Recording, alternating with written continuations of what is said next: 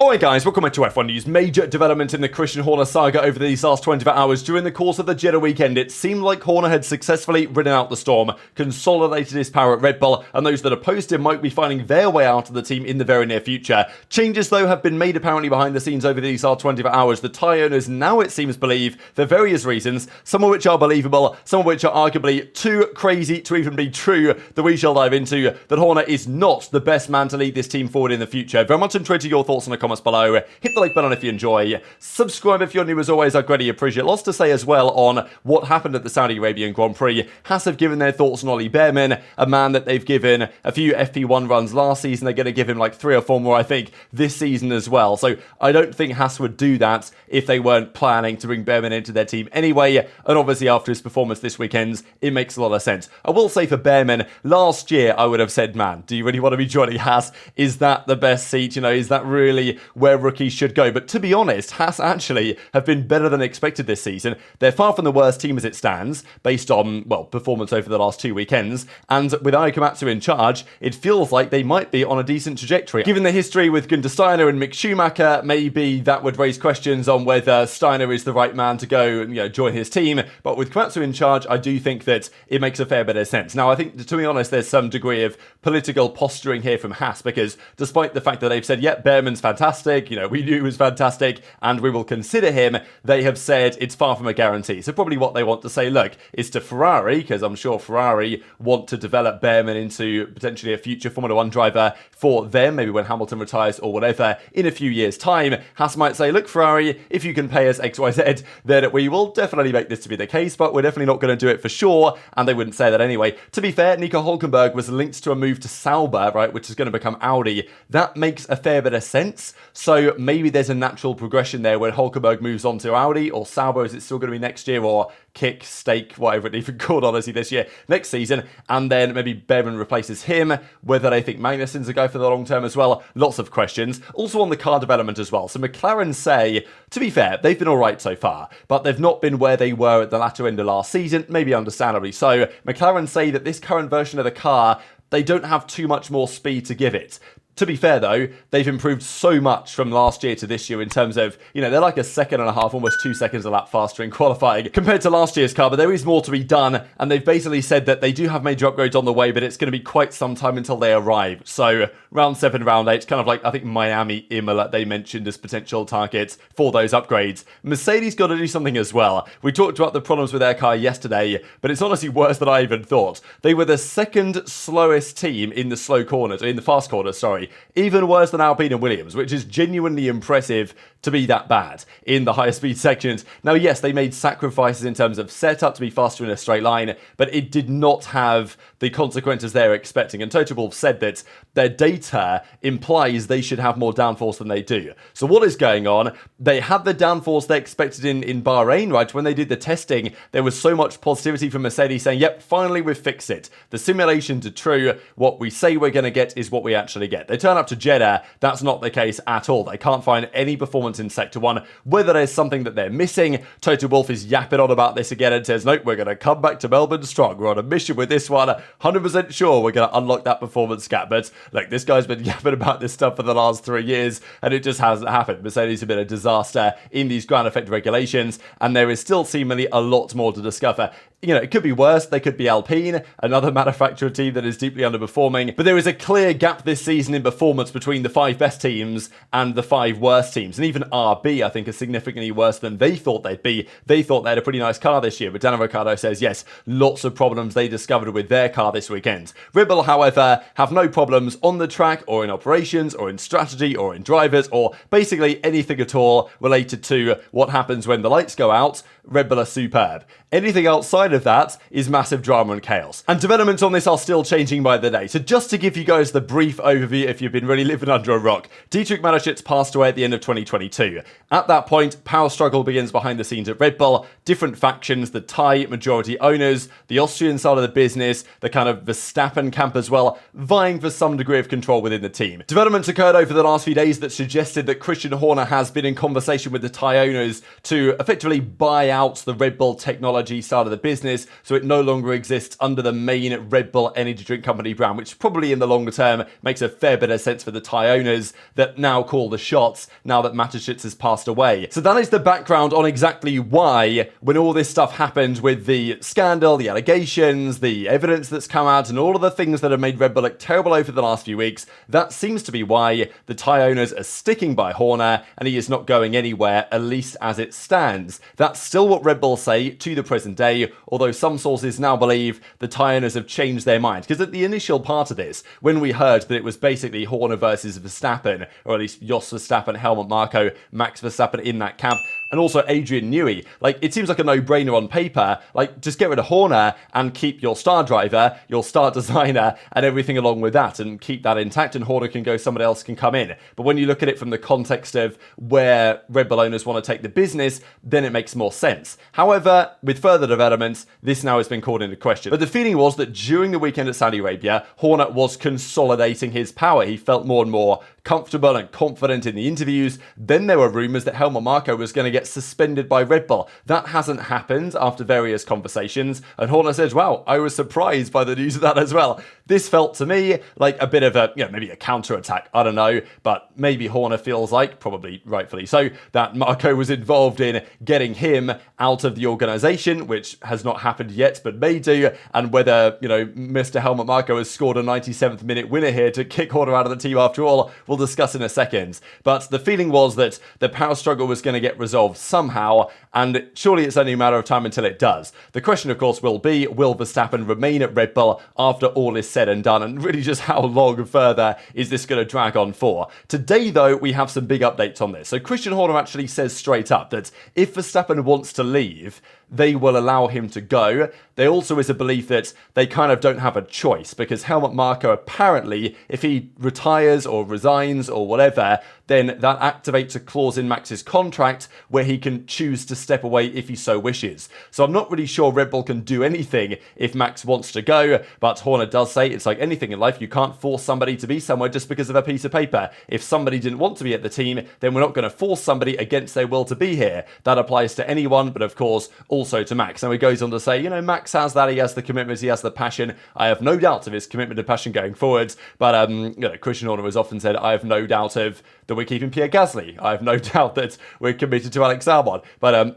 obviously things change. This, though, was the big development. And the main point here is that there's been some changes in the way that Red Bull, as an ownership group, not Red Bull Racing, perceive the consequences of the Horner allegations to their wider business. As I've said before, from like a top-down view, it seems obvious. You get rid of Horner with all the drama, and you just keep the other warring faction, which is the Verstappen side of the camp, effectively, when Jos Verstappen has made it very clear that he wants Horner gone and says that if Horner says the team's going to explode and he's going to take his son to Mercedes or somewhere else, which probably isn't ideal for Red Bull. That's initially what makes the most sense. However, when you add in the other context with the ownership stuff, then it seems to be a bit different. And also you've got to understand that the Thai owners, if they were to get rid of Horner, their like primary ally, they would effectively cede all control of the Red Bull Racing entity to the Austrian side of the business, which they don't necessarily want to do. This is from the races video the other day as well, where we can see here that effectively Horner and Yovidya, the Thai owners, they get along very well. You've got the Red Bull side, the Austrian side, and then you've kind of got Verstappen and Marko that are more aligned here than elsewhere. Now, we just don't know what's going to happen next. What we do believe, however, is that things may have changed. The rumour is that the tides are turning behind the scenes. So here we go from F1 Insider. Now, again, take your pick on how valuable or reliable you think some of this stuff is. Sometimes they've hit, sometimes they've missed. This was the publication, by the way, and the journalist that said that a few days ago the woman involved had been sacked. The woman who made the accusations against Horner had been sacked. Turned out that was not true, but she had been suspended. So it was like kind of true, but kind of not true, and they were effectively the first to report on it. So this is now the latest update on the situation, and really we've just got to go here. So it's taken a dramatic turn, apparently. Thai majority shareholders are now following the advice of Austrian minority and CEO Oliver Mintzlaff and 49% share heir Mark Mateschitz, of course son of Dietrich, who wants to separate from Horner. One reason is as follows. In the US market, which is important for Red Bull, calls for a boycott from influential women's rights activists against Red Bull have been increasing since the whole situation, and Red Bull haven't helped themselves, right?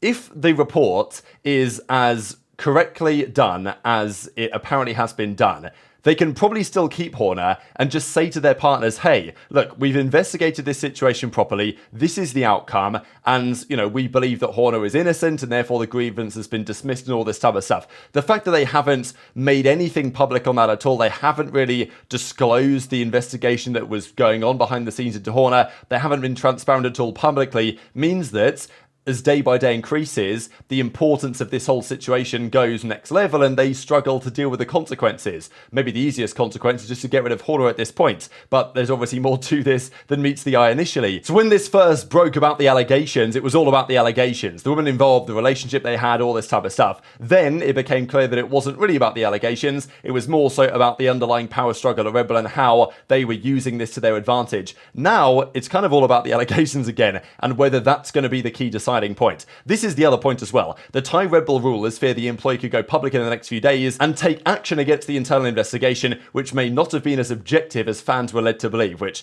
would you be surprised? No, absolutely not. This, however, is this is so crazy that I almost believe that it must be true. You know what I mean? It's like, this is one of these things that I don't believe it's possible for somebody to make up out of thin air. Like, it's so wild and so unbelievable that you've almost got to believe it. So apparently, allegedly, unbelievable but true, the mega rock band U2, which of course has created lots of, Bono-related memes, because of course Peter Boddington, Hamilton's engineer, how it goes.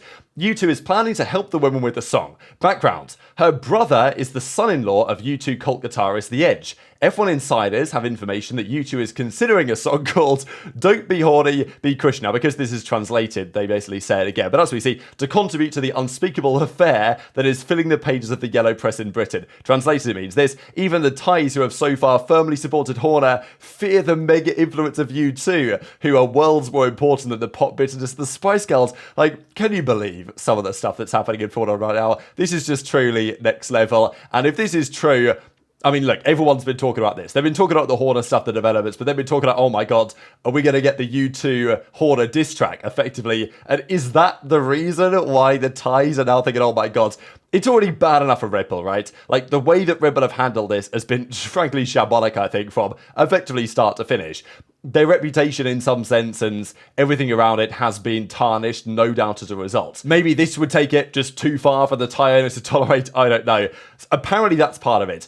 What I think is possibly the more likely reason why, if they have changed their minds, they have done, is more on this kind of first reason, and actually Motorsport Total here. So this is a publication partnered with, or basically powered by, motorsport.com Autosport. So big publication with some pretty good sources, you'd imagine. They say that there's a new guy involved. So we've talked about Horner, Marco, Jos Verstappen, Massa, obviously Vinslav as well, Yovidya, all these characters in play. Now we have a new one, Franz Watzlawick. I probably pronounced that horribly wrong. We're just going to move on, I think, at this point. But he is basically the CEO of the beverage business. So he understands what's going on that side of things. Here he is right here. And apparently he was actually in the meeting with Vinslav, with Yovidya on Sunday in Dubai, which is the meeting that apparently has kind of turned the tides of this situation. And he has said, or at least he seems to believe, that the Red Bull sales of their actual beverage business are going to get affected by Horner staying around. Like, we know that these type of complaints and these type of allegations are very serious, certainly in North America, and apparently large retail chains such as Walmart could remove Red Bull cans if the scandal spreads further, which obviously would be bad for Red Bull, like as a group, right? Not just Red Bull Racing. That's how far this has gone. So, as I said a few days ago, at one point I was convinced they would get rid of Horner. My mind then changed quite substantially, thinking that, well, if they were going to get rid of Horner, they probably already would have done it because Ford have shown unwillingness to move forward. But, Red Bull are still getting big partners such as Castor, that crazy $200 million deal that was done just the other day. And then it seemed during Jeddah he'd ridden it out. But if this goes one step further and Walmart starts saying, look, if you don't get rid of Horner from your racing team, we are going to not sell Red Bull in our store anymore because it's such a bad look on the organisation and the overall team, then that's the level that it's got to get to for the Thais to say, all right, maybe we will get rid of Horner after all. So that apparently is where it's going.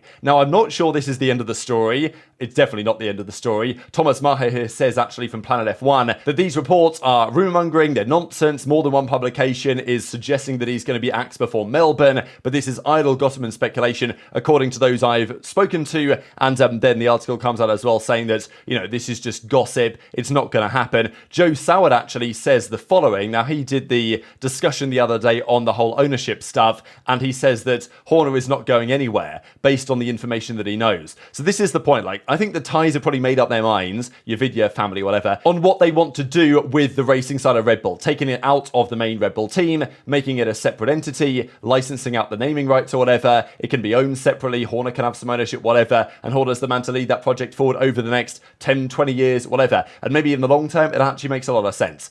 But things would have to go pretty wrong for Horner now, and you'd have thought they've already gone wrong enough. But if they go next level, that's what may change the tie's mind. But I also think that if they can say to Walmart, look, here's the report, we did our investigation, maybe just they bring some transparency to the table, then these organizations might say, okay, you know what, fair enough, we are still going to stock Red Bull because it's a big money maker for us, as well as it is for Red Bull themselves. And Joe's opinion here is that if the tie guys give up on Horner, they would effectively hand the power back to the Austrian end. I think we are more likely to see changes in Salzburg. So this is not the end of the story, of course, by any means. And Red Bull have even said, according to Eric Van Haren, that, as Christian has said, he is grateful for the full support of the shareholders, and that remains the case. That remains the case for now, but the rumour is Horner's going to get fired before Melbourne. But I imagine that between now and then, we're going to have lots of other rumours and speculation on exactly what that is going to look like, and whether the tie owners truly have changed their minds, or whether they were just saying it they may have done to these, to the other side of Red Bull, and actually they're still committed to this long-term vision with Christian Horner at the helm. And of course,